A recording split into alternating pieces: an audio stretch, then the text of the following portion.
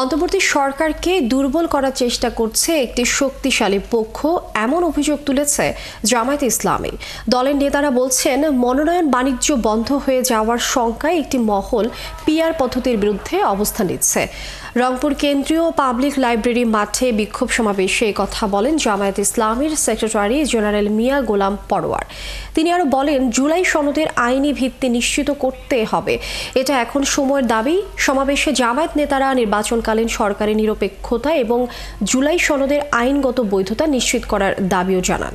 ফ্যাসিবাদের দোষর ঘৃণ্য অপরাধীদের বিচার নিশ্চিত করা, লেভেল প্লেইং ফিল্ডকে নিশ্চিত করা, এই সব দাবি বাস্তবায়নের পথে আমরা দেখছি রহস্যজনকভাবে একটি প্রভাবশালী শক্তি সরকারের উপরে জোর খাটিয়ে লেভেল প্লেইং ফিল্ড বাস্তবায়ন করতে দিচ্ছে না।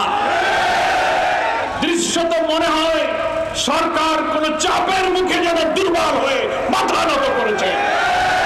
সরকারকে সজাগ করার জন্য দেশবাসীকে সাথে নিয়ে আমরা নিয়মতান্ত্রিক পথে সেই জন্য আন্দোলনের রাজপথে কর্মসূচি ঘোষণা করেছি।